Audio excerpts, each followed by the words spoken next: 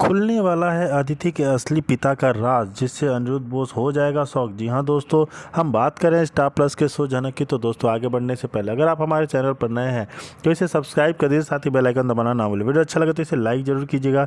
चलिए आगे बढ़ते हैं दोस्तों। टीवी सीरियल झनक के आगे आने वाले एपिसोड में आप देखने वाले हैं अनिरुद्ध और अर्शी के बीच बहुत बड़ा बहस होने वाला है। भाई, इतने सालों का एक अनिरुद्ध अपनी बेटी अदिति की खातिर अर्शी की हर एक जिद, हर एक ख्वाहिश, हर एक बदतमीजी को सहता रहा है, उसकी हर जिद को पूरा करता रहा है। लेकिन अब नहीं, अब अनिरुद्ध को अपनी गलती का एहसास होने लगा है। अनिरुद्ध को महसूस होने लगा है कि अर्शी गलत है। छोटी झनक को नुकसान पहुंचाने की जितनी वो कोशिश कर रही है, वो कोशिश गलत है। अब यहाँ पर यह भी पता चलने वाला है अनिरुद्ध को कि अदिति उसकी बेटी है ही नहीं। सब कुछ समझ में आने वाला है अनिरुद्ध को, जिसके बाद अनिरुद्ध गुस्से में आग बबूला हो जाएगा। भाई, इतने सालों से अर्शी अनिरुद्ध को धोखा दे रही थी कि अदिति उसकी बेटी है। अर्शी ने अनिरुद्ध को जज्बातों के साथ खिलवाड़ किया है, उसके साथ खेला है, उसको धोखा दिया है। तो अब सीरियल में आगे आने वाले ट्रैक में आप देखेंगे, यहाँ पर गुस्से में आग बबूला हो जाएगा अनिरुद्ध और अर्शी के साथ अपनी शादी को तोड़ने का फैसला लेगा।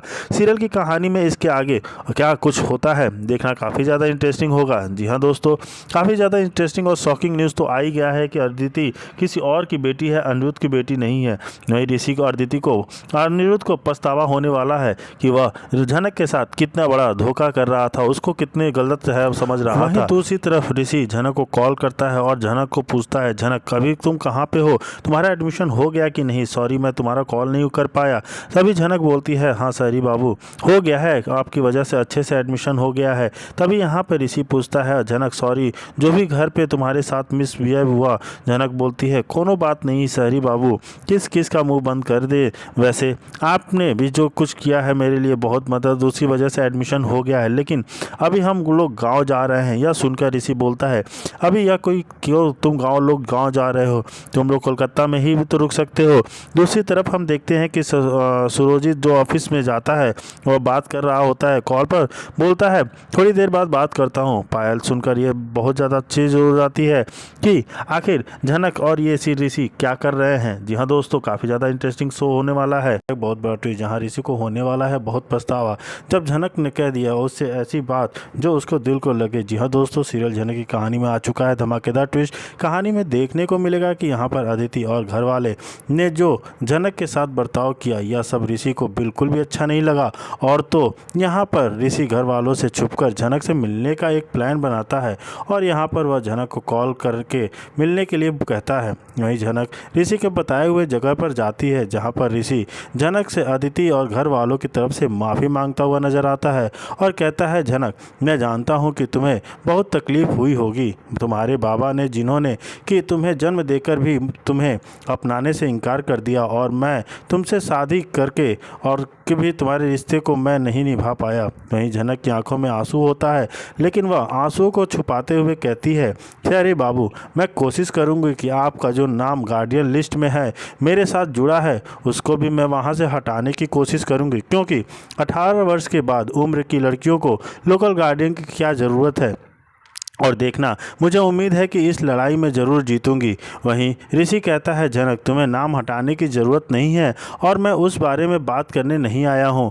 बस मैं तुम्हें यह कहना चाहता हूँ कि तुम मेरी जिम्मेदारी हो और तुम यहाँ से नहीं जाओगी। यहाँ पर झनक कहती है, तो आपको बता दूँ कि सहरी बाबू, आपको मेरी जिम्मेदारी उठाने की कोई ज़रूरत नहीं है, क्योंकि आपने अदिति दीदी से साथ शादी कर लिया है और आपको उनके साथ समय बिताना चाहिए, ना कि किसी और लड़की के साथ। ऐसे में ऋषि कहता है, लेकिन झनक मैं तुमसे दूर नहीं रह पाऊंगा। तो यहाँ पर झनक कहती है, सहरी बाबू, आप क्यों नहीं समझते कि ज़िंदगी में कभी दो नाव पर पैर रखकर आगे नहीं बढ़ते, एक नाव को ही चुनना पड़ता है।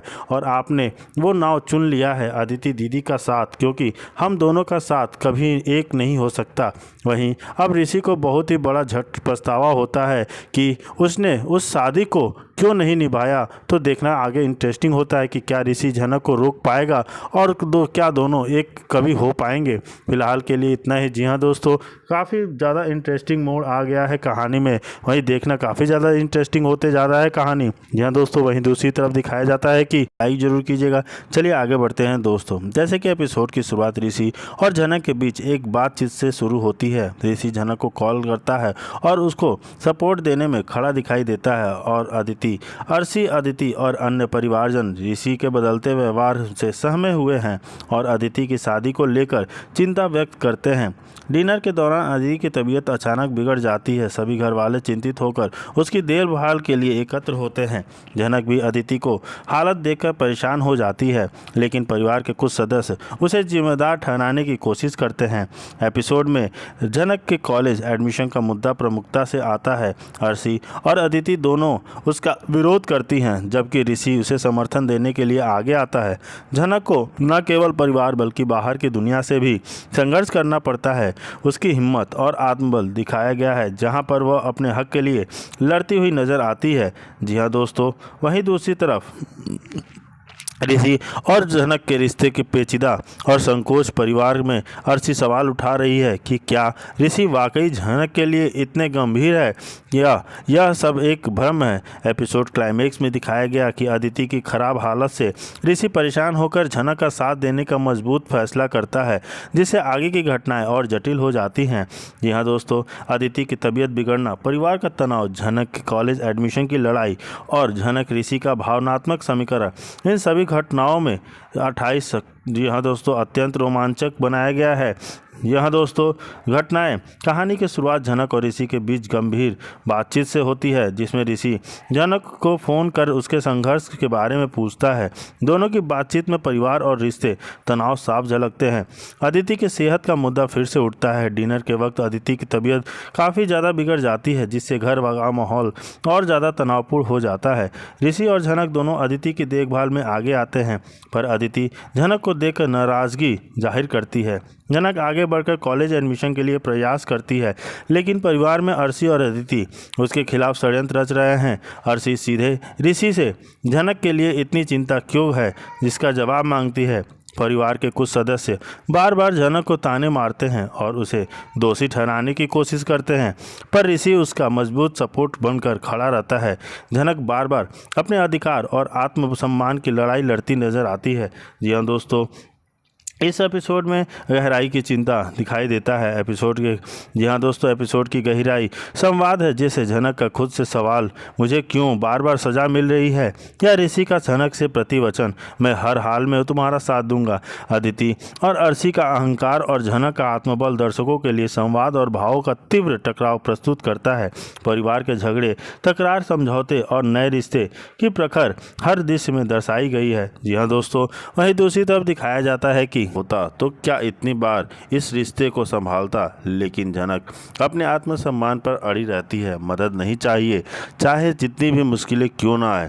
अर्शी और अनिरुद्ध कॉलेज में जनक के बारे में बातें करते हैं। अर्शी का मास्टर प्लान यही है कि जनक कॉलेज छोड़ दे और उसके जीवन से दूर चली जाए, लेकिन ऋषि और जनक के बीच गहरा लेकिन खामोश संवाद होता है। एक तरफ प्यार, दूसरी तरफ खुद की पहचान और संघर्ष। दोनों के चेहरे पर दर्द है, लेकिन दोनों अपनी भावना शब्दों में नहीं ला पाते हैं।